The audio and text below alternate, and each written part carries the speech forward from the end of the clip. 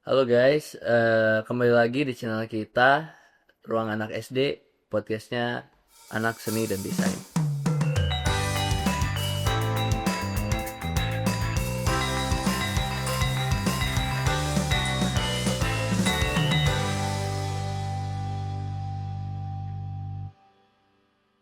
Kali ini kita kedatangan narasumber yang menarik lagi nih, teman-teman. Kita kedatangan seorang dosen dan seorang sutradara dari teater Kota Kata Kita. Boleh Kang, perkenalkan kembali. Oke, saya Dedi Warsana. Teman-teman di sini memanggil saya dengan Kang Dewa. Saya adalah dosen di Prodi Film dan Televisi Universitas Pendidikan Indonesia dan pengampu mata kuliah dramaturgi, sekaligus sebagai sutradara yang tadi Anda sebutkan, sutradara pertunjukan Kota Kata Kita, dan hari ini adalah seri yang ketujuh dengan judul Sang Raja. Sang Raja. Wah, oke. Mungkin kita langsung ke pertanyaan pertama ya, Kang? Boleh. Oke. Eh, Boleh cerita sedikit nggak sih, Kang, keresahan awal atau momen pemicu yang akhirnya melahirkan teater ini di FTV gitu? Ya, kalau keresahan awal sebetulnya keresahan empirik ya, keresahan pribadi saya sendiri mengenai kota. Jadi sebagai manusia atau orang kota, anggaplah begitu, saya tinggal di daerah Cidadapledang gitu, dan kemudian saya melihat banyak hal sejak saya kecil sampai dewasa, sampai hari ini, kemudian perkembangannya luar biasa. Saya bukan menolak pembangunan sebetulnya, Mas. Namun barangkali ada hal-hal yang mesti lebih difikirkan mengenai lingkungan, mengenai makna tentang manusia. Ya, awalnya keresahan itu yang kemudian menggelegak dan tidak bermaksud mengajak teman-teman ke arah situ sebetulnya. Tapi saat kemudian memiliki pengalaman-pengalaman yang begitu luar biasa di masa lalu mengenai saya memandang kota misalkan ketika Setiabudi tidak lagi menjadi tempat yang sejuk seperti dulu misalnya gitu ya. Pohon-pohon di mana-mana sekarang pohon tidak, kan yang tumbuh adalah hotel-hotel misalkan gitu. Eh, Barangkali ini juga menjadi satu penganalisan secara pribadi, dan kemudian ini menjadi analisa pembacaan mikro terhadap makro. Saya mengajak teman-teman mahasiswa dalam memahami materi perkuliahan dramaturgi dengan cara memotret lingkungan yang terdekat dengan mereka. Sesungguhnya dari situ sebetulnya gagasan awal. Memotret lingkungan terdekat dari mereka untuk kemudian dijadikan gagasan berkarya. Yeah. Anak prodi film dan televisi akan membuat film nanti ke depan gitu, yang kemudian gagasannya yang dekat dengan mereka. Kalau gagasan itu sudah dekat dengan mereka, maka karya itu akan lebih kuat. Saya pikir begitu. Karya itu akan lebih kuat, akan lebih bernas, akan lebih dalam gitu. Apapun yang mereka akan lakukan ke depan. Dasarnya itu sebetulnya. Sangat menarik ya, teman-teman. Eh, ada filosofi nggak, Kang, dari nama Kota Kata Kita ini? Ya, awalnya judul kata-kata kita ini sembarangan saya ucapkan sebetulnya. Tapi kemudian saat gagasannya memang dari kota, lalu kemudian saya menginginkan ada satu paradigma yang mengatakan bahwa kita mencoba mendiskusikan kota, tapi menurut kita gitu. Karena saya akan mengajak bersifat karya kolaborasi. Jadi saya tidak mau menjadi misalkan ini teater sutradara, artinya teater yang difikirkan melulu oleh sutradaranya.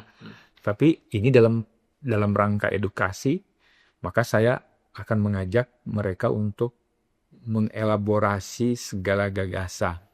Nah, jadi kota-kata kita itu bisa dibaca sebagai satu teks penuh, kota-kata kita. Ya. Atau kita bagi menjadi kata, kota, kata, kita. Jadi menjadi 3 kata. Ya.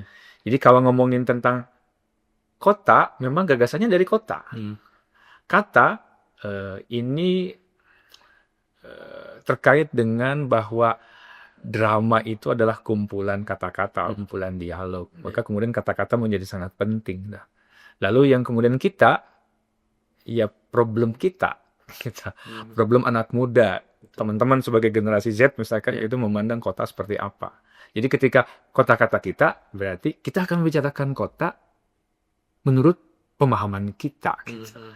Jadi ada pemahaman kita bersama.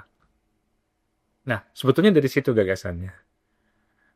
Sehingga pada tahun 2019 ini mulai kemudian kita coba dengan cara kolaboratif teks disebutnya. Jadi misalkan seluruh kelas, anggota kelas harus memiliki atau memberikan kontribusinya mengenai gagasan. Maka kalau saya sedikit cerita, memulainya sampai sekarang metodenya hampir sama. Jadi ketika saya tulis di papan tulis misalkan, saya menyebutkan kota, karena temanya tentang kota.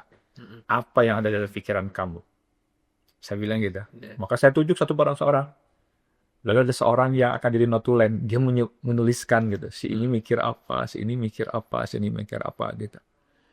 Dan yang menarik, dari seluruh mahasiswa yang kemudian saya tanya, apa kota dalam pandanganmu? Macet, Pak. Pengangguran, Pak. Kejahatan, Pak. Semuanya idiomnya negatif. Negatif. Saya juga nggak tahu. Kenapa nggak ada yang mengatakan kota itu bagi saya rumah, misalkan gitu ya. Kota itu cinta. Ya barangkali cinta. Kan ada juga yang menyebutkan kota itu pembangunan. Kan? Sampai sekarang saya masih berpikir, apakah memang diksi pembangunan itu positif atau negatif? Kita bisa melihat dari sudut pandang yang mana gitu. Paradoks menurut saya. Nah, dan rupanya itu dari setiap angkatan. Dari 19, 20, 21, 22, 23, 24, sampai angkatan 25 sekarang ini. Yang akan dipentaskan 2026 ini. Semuanya hampir sama. Jadi saya sebetulnya sedang mempelajari ada apa di pikiran anak-anak muda mengenai kota gitu. Nah itu kemudian dikumulasikan menjadi gagasan-gagasan. Gitu sebetulnya. Jadi kami ingin memaknai kembali kota. Memaknai kembali manusia-manusianya. Melihat cara pandang orang kota. Bukan berarti kemudian orang kota, orang desa berbeda misalkan gitu ya. Tapi memang ada yang disebut orang kota, gitu. Ada yang disebut orang desa, gitu. Nah itu kemudian kita coba rangkum satu demi satu. Begitu. Oke. Mungkin dari awal Akang melihat evolusi teater ini dari tahun pertama sampai sekarang apa gitu perubahan yang paling terasa gitu? Kalau perubahan karena memang metodenya hampir sama saya lakukan, hampir sama, cuma memang menghasilkan karya yang berbeda-beda. Misalkan gini, evolusi kalau saya urut ya, karena baru 7 ya barangkali, semoga tidak terlalu panjang pada durasi diskusi kita. Jadi angkatan 2019 gitu ngomongin kota masih terkait dengan karya yang saat itu baru saya kerjakan misalkan. Jadi saya memang gelisah terhadap kota. Ya, kemudian digeser ke angkatan pertama, angkatan 2019. Jadi masih berbicara masalah bagi saya kota yang sekarang saya diami saat itu adalah rumah bagi saya. Adalah peradaban bagi saya. Meskipun saat itu saya memikirkan bahwa ternyata hari ini kampung saya warganya berjarak dengan kulturnya, berjarak dengan sejarahnya. Maka beberapa kultur di kampung saya sudah tidak ada. Tradisi mandi 7 pancuran misalkan gitu sudah tidak ada. Karena mata airnya juga sudah tidak ada. Sudah di atasnya berdiri pemukiman dan sebagainya. Kemudian kayaknya dulu tidak ada juga mau lebaran. Dulu ada kalau lebaran saling ngasih makanan, sekarang enggak. Karena kemudian warga di kampung saya, di Cidadap Ledeng, misalkan karena sudah ada kos-kosan, sepi. Jadi warganya tidak ada. Ya siapa yang akan saling tukar makanan, misalkan Iya, gitu ya. betul. Kan kayak gitu lah. Iya, Terus kemudian banyak warga yang baru, ya Mm-mm. entah itu dia Merantau. sekolah, merantau, bekerja, apalagi Terminal Ledeng adalah Iya. oase gitu ya, dari mana-mana, dan kemudian perubahan-perubahan itu banyak sekali. Nah, barangkali itu yang pertama. Jadi saya akan buat bahwa kampung halaman judul. Jadi kota-kota kita satu itu kampung halaman. Di mana banyak orang yang pindah, banyak orang yang tanahnya digusur menjadi hotel, kayak gitu ya, dan sebagainya lah. Iya. Jadi kan pembacaan mikro terhadap makro Indonesia kan sudah begitu saya kira. Betul. Terus yang kedua, kebetulan COVID saat itu. Jadi kemudian memandang kota dari peristiwa COVID dan tidak bisa dipentaskan. Itu membuat saya sedih sebetulnya, nggak bisa pentas karena waktu itu ada pembatasan pertemuan gitu ya. Nah, jadi latihan juga harus ngumpet karena kampus Iya. juga memberikan Melarang. semacam melarang pertemuan. Iya. Tapi kan ya kami bandel. Iya. Jadi kami bertemu Demi di pembelajaran, kelas guys. gitu ya. Karena memang pembelajaran saya generasi X yang barangkali Zoom pada saat itu wah masih berjarak gitu. Ini teh pola apa? Aneh. Barangkali gitu pada saat itu ya. Iya. Sekarang kan kita sudah terbiasa dengan itu. Tapi kemudian dicoba sehingga ya kita ngangkat kota pada saat COVID. Nah, 2021 masih ada bekas-bekas COVID. Jadi kota pasca COVID. Jadi judulnya tuh kalau nggak salah kota doa untuk kota kita. Jadi waktu itu ada beberapa simbol, simbolnya bangdu yang dibuat segitiga seperti piramid. Itu adalah jadi pada saat COVID ya harus berdoa gitu, religiusitas. Lalu kemudian simbol yang kedua adalah bebegik.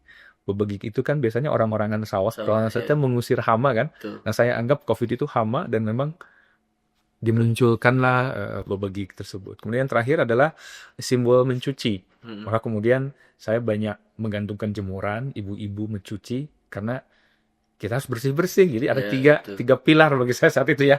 3 pilar menghadapi COVID, yaitu satu berdoa, satu bersih-bersih diri gitu, dengan cuci tangan gitu ya.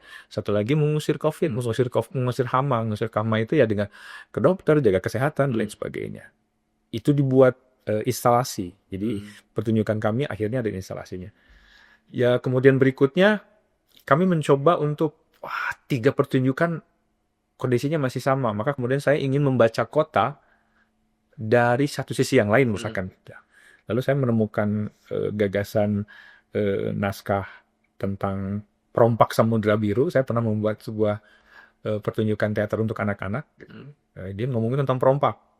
Sebetulnya itu metafor dari perompak itulah para pejabat yang koruptor gitu loh. Yang merampas jadi kan dia merampas kekayaan nelayan gitu. Sebetulnya metafor, tapi untuk anak-anak TK saat itu.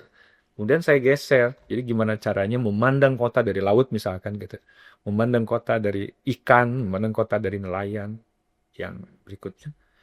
Lalu selebihnya pada saat pesta demokrasi, artinya pemilu. Kemudian bagaimana cara pandang kita melihat pemilu. Bahwa pemimpin yang dipilih konon oleh rakyat itu sesungguhnya sebetulnya mereka itu pemimpin yang dipaksakan untuk dipilih oleh rakyat. Itu cara pandang kami saat itu. Diskusi dramaturginya panjang gitu, bahwa pemimpin itu kan tidak dipilih oleh rakyat, tapi rakyat dipaksa untuk memilih pilihan wakil rakyat. Kan itu. Pilihan partai. Kalau rakyat memilih ya rakyatnya aja harusnya membuat pilihan. Kalaupun ada pilihan dari rakyat kan syaratnya harus banyak. Sekian ribu KTP lah, apa yang seolah-olah sulit untuk dilakukan oleh si calon tersebut.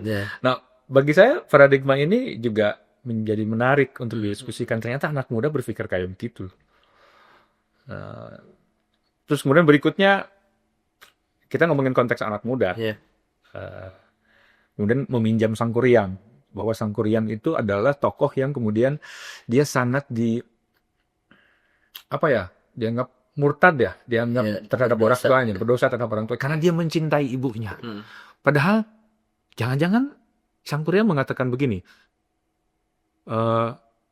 apa salahnya mencintai seorang perempuan dengan tulus? Oh, iya. Aku kan mencintai seorang perempuan. Kalau tahu itu ibu aku, ya aku tidak akan melakukan ini. Kenapa aku disalahkan? Kenapa pola pengasuhan anak yang kemudian tidak dibicarakan? Ya. Jangan-jangan ibu saya yang salah mendidik saya, kan gitu ya. Kenapa saya selalu disalahkan? Anak muda yang disalahkan karena kemudian mencintai ibunya. Saya mencintai dengan tulus kok. Kenapa kalian diam saja ketika ada anak muda yang meluluh lantahkan Mahkamah Konstitusi? Misalkan begitu ya. Kenapa diam aja? Kenapa banyak muda hari ini yang kemudian memperkosa teman sebayanya, membunuh ibunya, dan sebagainya? Kenapa aku disalahin? Saya meminjam itu. Sehingga konteksnya yang tahun lalu kalau nggak salah ya, itu ya berbicara masalah anak muda. Hari ini saya ingin kami ingin membicarakan tentang konteks pemimpin. Maka judulnya Sang Raja. Kami meminjam tokoh inspiratif, tokoh lama Hayam Wuruk sebagai tokoh raja yang kemudian nggak akan diceritain sekarang lah, tonton aja lah ya. Oke guys, tonton tanggal 7 sampai tanggal 8 ya. Ya, Tanggal 8. evolusinya begitu. Ya. Cuman memang karena pemainnya itu banyak. Ya. Kamu sendiri dulu pernah menjadi salah satu Iya, pemainnya. betul. Pemainnya banyak, ada 120, 80. Maka kemudian saya harus memiliki metode yang pas untuk membuat karya ini. Ya. Sehingga pemainnya setiap tahun 180, sekarang itu 2 tahun terakhir 80 orang. Naskah apa yang kemudian bisa, kan makanya naskah yang kita buat sendiri. Nah, barangkali sampai sejauh ini bagi saya cukup berjalan dengan baik dan sesuai dengan koridor pemahaman ilmu dramaturgi yang diberikan pada teman-teman di kelas. Saya kira itu. Wow. Sambil minum ya. Siap, aman lanjut. Gitu guys. Evolusi dari awal sampai sekarang teater kota-kata kita ini ya. Lalu di tengah maraknya media baru nih Kang. Ya. Seperti TikTok, Reels yang berdurasi cenderung pendek. Ada nggak tantangan tersendiri bagi Akang buat menggait penonton gitu agar ingin menikmati pertunjukan teater yang cenderung berdurasinya panjang gitu? Ya, ini memang sempat menjadi diskusi dan diskusinya panjang sebetulnya ya. Ketika misalkan saya mendiskusikan dengan teman-teman penggiat teater, misalkan terutama di Bandung misalkan gitu, COVID itu kan teater memang sangat terjun payung. Yeah. Kemudian ada yang beralih ke film atau media rekam. Jadi teaternya di media rekam dengan pendekatan sinematografi misalkan gitu ya. Jadi teater film lah atau film teater atau apapun itu namanya. Tapi ada juga misalkan orang yang kekeh, saya nggak mau teater ya teater. Teater is teater. Tapi ini kan pilihan-pilihan. Kemudian karena kebetulan juga saya di prodi film dan televisi, artinya media rekam itu niscaya saya gunakan untuk pengembangan kekaryaan pribadi saya misalkan gitu ya. Juga satu sisi saya kan sebagai seorang pengajar yang harus mengajari dalam tanda petik media rekam film pada teman-teman mahasiswa. Dan teater hanya saya pinjam sebetulnya. Kan saya bilang kepada mereka, dramaturgi itu bukan teater ya.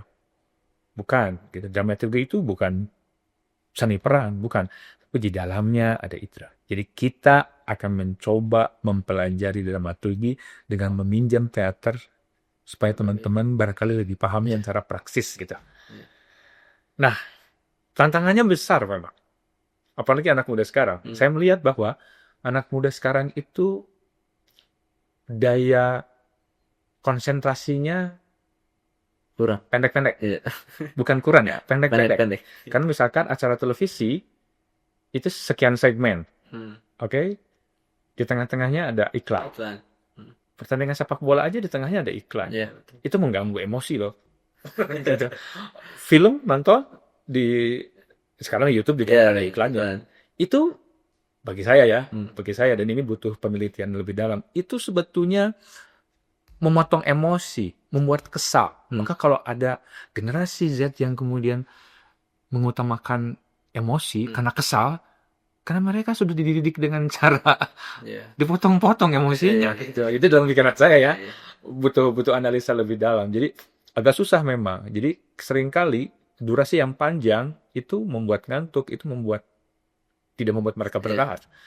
Tapi saya kira tetap saya butuh, dalam konteks saya ya, butuh, kan kalian juga butuh penyeimbang gitu, supaya memang bagaimana daya konsentrasinya lebih panjang. Apalagi teman-teman mahasiswa. Wah, daya konsentrasinya, ya kalian di studio tahu sendiri lah ya. Bagaimana kita 6 SKS kemudian di kelas, dan harus panjang, kemudian kita harus punya daya konsentrasi yang panjang. Nah, tantangan itu yang kemudian ingin coba ya kita sekaligus sebagai riset kecil-kecilan. Bagaimana mereka bisa bertahan dengan pertunjukan yang panjang. Meskipun saya juga zaman dulu barangkali saya sempat misalkan pentas sampai 3 jam, sampai 4 jam. Sekarang kayaknya nggak akan mungkin. Bahkan 1,5 jam aja masih kepanjangan saya kira. Meskipun kami coba, karena nggak akan mungkin durasinya juga pendek. Pemainnya 80 orang. Iya, betul. Iya kan? Kalau dibagi 4 babak aja kemudian 20, iya semuanya harus kebagian dialog misalkan gitu ya. Itu sudah sekian menit. Artinya 1,5 jam itu harus kita kunci, itu paling panjang. Dan kita coba. Tapi sejauh ini penonton kami itu cukup positif. Responnya.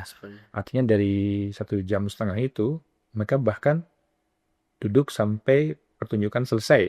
Bahkan selesai sempat foto-foto dan sebagainya. Atau generasi sekarang kan begitu ya, foto dan sebagainya.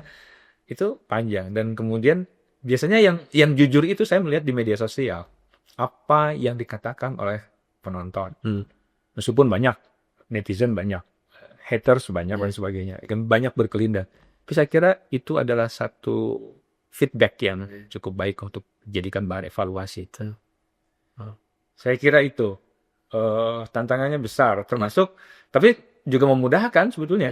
Untuk menjaring penonton betul memudahkan. Tinggal broadcast, apalagi kita sudah punya tren seri ke-7 misalkan. Apalagi yang waktu kemarin Karang ramai kan teman-teman. Ini di posting, di reposting oleh Joko Anwar. Oh, saya kan nggak begitu juga. Oh, gimana enggak ya? Ya, barangkali satu pemikiran, barangkali gitu ya, satu pemahaman, satu gagasan, dan itu adalah cita-cita banyak warga, barangkali gitu ya. Barangkali. Tapi masuk akal juga sih Kang, yang tadi menurut Akang yang iklan tadi. Jadi memotong emosi, benar sih. Masuk akal sih itu. Tapi harus dikaji lagi loh. Ini secara sederhana saya bilang, oh, iya ya. Karena saya juga suka kesal. Ini harus ada iklan ya. Secara Persib jual iklan. Televisi mah kan penting kata. Betul. Gitu. Oke. Ke pertanyaan selanjutnya. Seringkali kan isu yang dibawakan sama kota-kata kita itu sensitif ya Kang, seperti politik dan mengkritik pemerintahan. Pernah nggak ada kekhawatiran atau tantangan eksternal gitu saat bawa naskah-naskah seperti ini? Saya tidak mau terjebak dalam kekhawatiran yang berlebih sebetulnya. Kekhawatiran itu ada. Apalagi saya mengajak mahasiswa, anak-anak muda. Saya sempat khawatir saya dituduh mencuci otak mereka misalkan. Jadi saya nggak tahu kamu merasa dicuci otak sama saya. Cuman saya tuh mencoba untuk guys, buka mata kalian, buka hati kalian, buka telinga kalian, lalu memandang sekitarnya.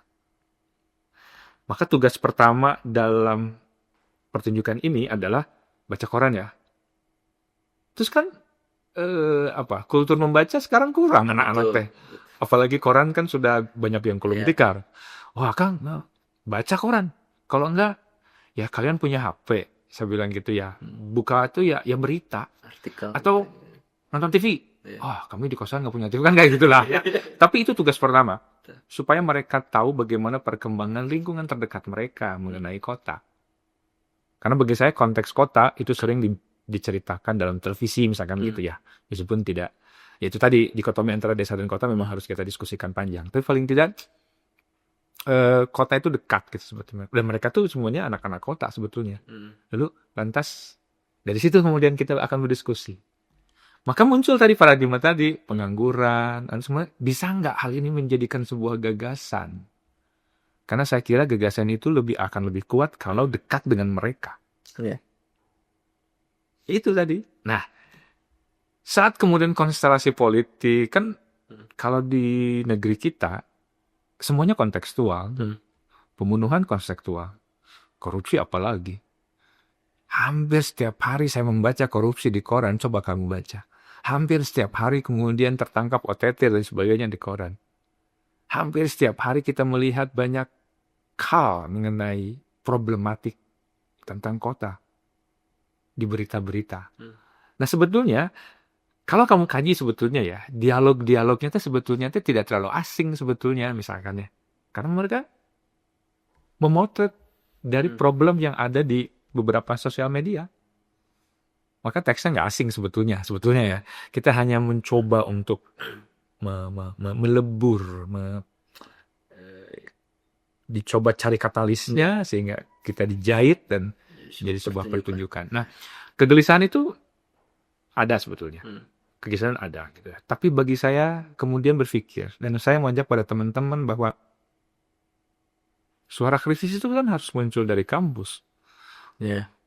Maka bagaimana kemudian teman-teman dari kampus seluruh Indonesia selalu menjadi penjaga marwah, penjaga suara rakyat. Kan kebayang ya. Dan sebagai insan akademis gitu, kami mencoba untuk memberikan sumbangsih meskipun yang kami lakukan dalam sebuah kesenian gitu ya. Tapi ini adalah suara banyak orang yang kemudian kami rangkum. Ya persoalan ada beberapa hal yang melenceng, datanya kurang, itu kan juga diskusi di kelas. Toh yang terlibat adalah anak-anak muda yang kemudian barangkali baru melek. Barangkali baru sadar. Barangkali waktu kemarin saya bilang, kamu milih siapa waktu pemilihan presiden? Memilih A. Jangan-jangan mereka menyesal. Setelah kemudian cara pandangnya kemudian kita buka. Artinya kan kita kaum akademis tidak boleh kemudian menjudge seseorang secara pribadi misalkan. Tapi mari kita buka secara intelektual lah gitu. Saya kira kampus memang harus menjadi ruang-ruang kritis. Sehingga ya saya menolak kalau kampus diberangus gitu. Jadi kampus harus menjadi ruang kritis yang bisa juga menjadi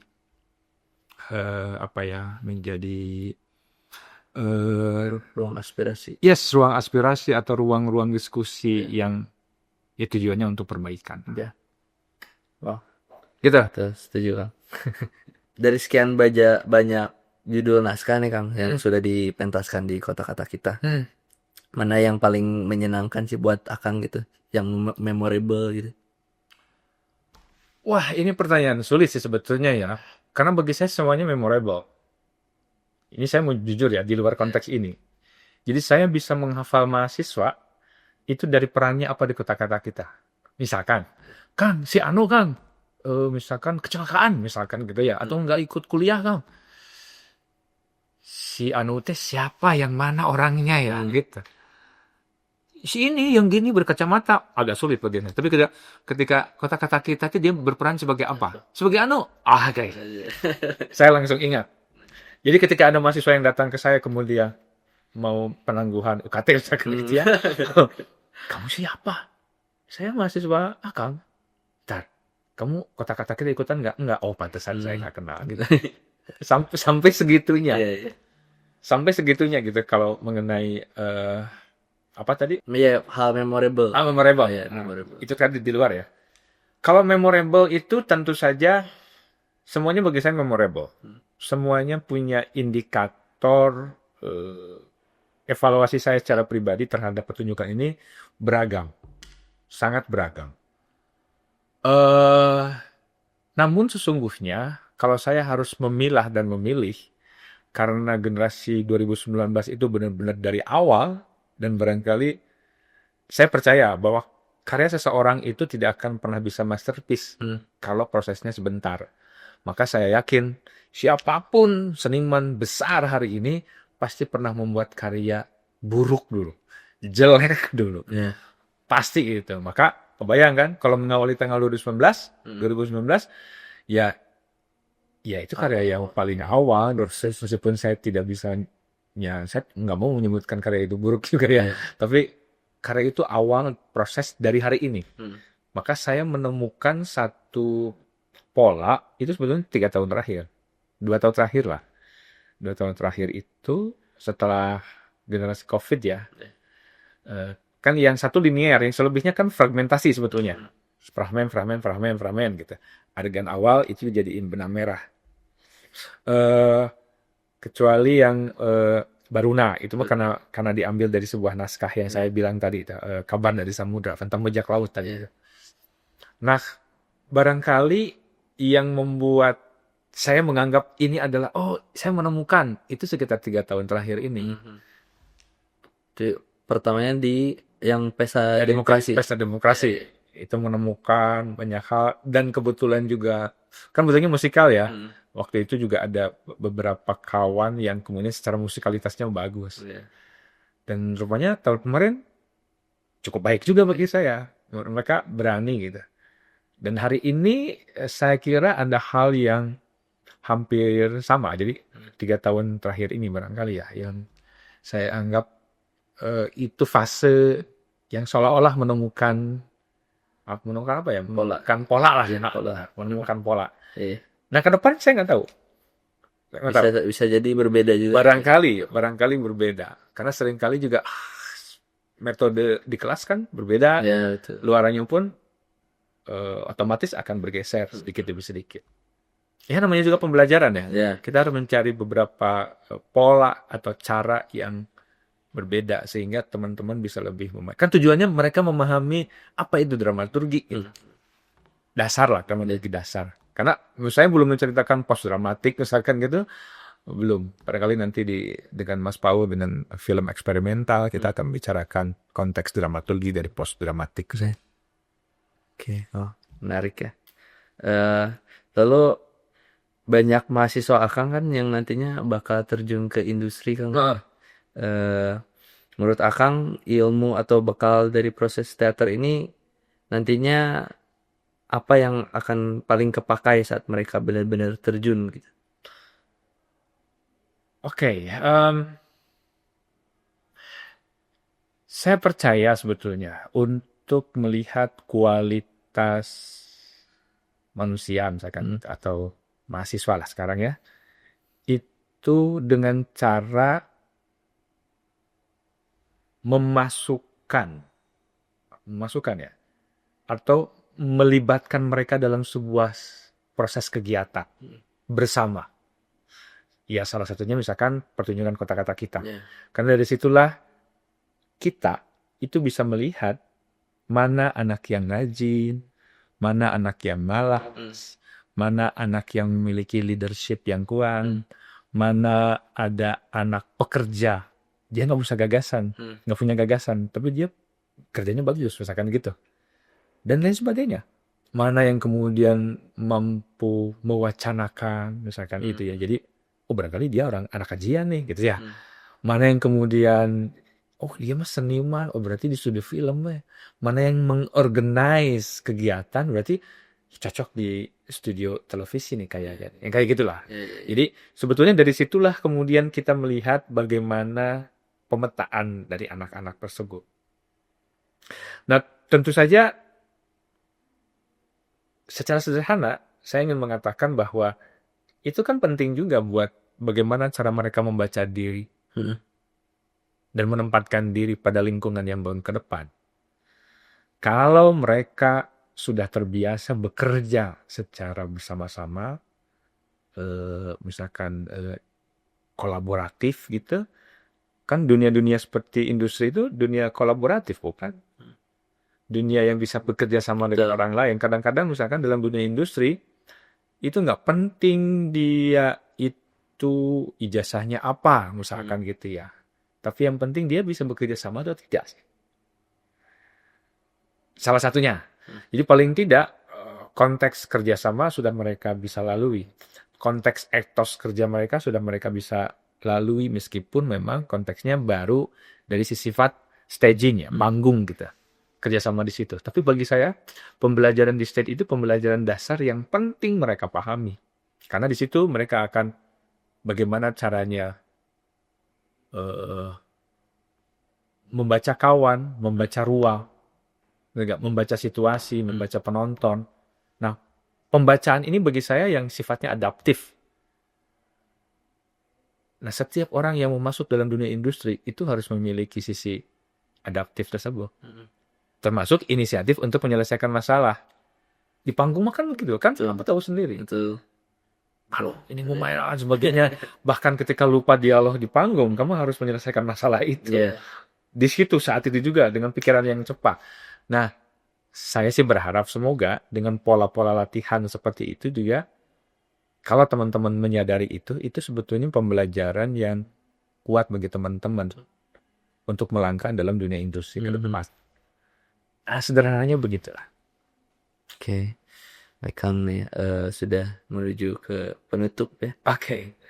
Ada 2 lagi. Yang terakhir penutup nanti.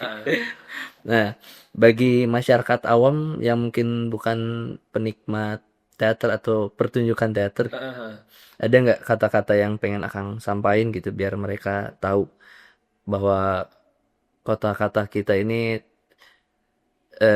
pertunjukan yang menarik gitu. Gitu ya. Ya, Untuk promosi. untuk promosi ya.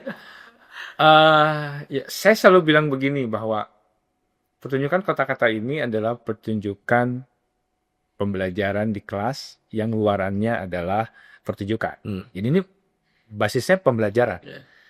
Namun kemudian saya memiliki satu standar bahwa saat ini sudah di publik, apalagi saya dengar kan sudah ada tiket yang terjual. Artinya standar-standar minimal, standar-standar dasar itu harus dilewati dulu. Meskipun tantangannya hampir 95% mereka tidak berpengalaman di atas panggung. Tetapi kemudian saya percaya dengan pola dan metode yang kemudian diterapkan itu bisa membuat atau standar minimal terlewati. Minimal aja lah standar biasa. Jadi saya memang tidak akan berbicara masalah ini kualitasnya baik, bukan. Tapi ada standar minimal sebagai sebuah tontonan barangkali saya dalam takaran ini layak untuk ditonton lah gitu. Karena metode ini sebetulnya adalah metode yang kemudian saya terapkan di dunia anak-anak. Jadi saya menggarap teater anak TK, kan? Hampir 22 tahun saya melakukannya, saya melakukan pendekatan ini. Anak-anak TK aja bisa. Dan pertunjukannya bagi saya standar TK mah wah luar biasa. Kalau menurut saya ya. Masalahnya anak-anak TK aja bisa, masa udah mahasiswa nggak bisa. Sebagaimana sepolos apapun mereka tuh polos. Kalau anak mahasiswa polos, ya mereka lebih baik lah, sudah dewasa, yang barangkali bisa memiliki pemahaman yang lebih. Nah, jadi mari kita diskusi bersama di ruang pertunjukan. Kalau bagi penonton yang sudah pernah, terima kasih atas apresiasinya dan kami tunggu lagi di ruang pertunjukan. Bagi yang belum, ya sebetulnya kami ingin ngajak diskusi teman-teman mengenai kondisi, situasi, lingkungan sosial yang terdekat dengan kita. Karena bagi kami bahwa problematik yang terjadi hari ini memang harus sedikit demi sedikit kita selesaikan. Tapi apa yang bisa masyarakat lakukan untuk problematik ini misalkan? Ya dengan cara melakukan kebersamaan sih saja. Bersama. Jadi diskusi bersama dulu, barangkali ada hal-hal yang kemudian bisa dilakukan secara bersama-sama ke depan. Ya, barangkali itu. Jadi ditunggu bagi teman-teman penonton untuk menyaksikan pertunjukan kami di tanggal 7 dan 8 Januari 2026. Oke. Terakhir Kang, satu kalimat pesan dari Kang Dewa buat generasi mahasiswa seni yang hari ini lagi berjuang sama karyanya nih, Kang? Oke. Eh, Teman-teman yang sedang berkarya, karya itu adalah anak rahim gagasanmu. Maka dia sangat suci. Wah, kayaknya dia sangat suci. Oleh karena itu, berilah martabat mereka dengan proses yang bermartabat. Proses yang detail. Proses yang penuh dengan keseriusan. Meskipun saya mengajak jangan lupa untuk selalu berbahagia dalam menyelesaikan karya teman-teman. Karena saya yakin karya teman-teman akan menjadi karya yang luar biasa jika kemudian kita kelola dengan luar biasa dan penuh keikhlasan. Wah, itu mantap. Penutup yang sangat mantap. Oke, mungkin segitu podcast kali ini ya kan, pembicaraan kita. Terima kasih banyak sudah Sama-sama. meluangkan waktu untuk datang ke channel kami ini. Oke, gitu guys. Terima kasih yang udah nonton. Jangan lupa like, comment, share, dan subscribe channel kita di Ruang Anak SD. Terima kasih.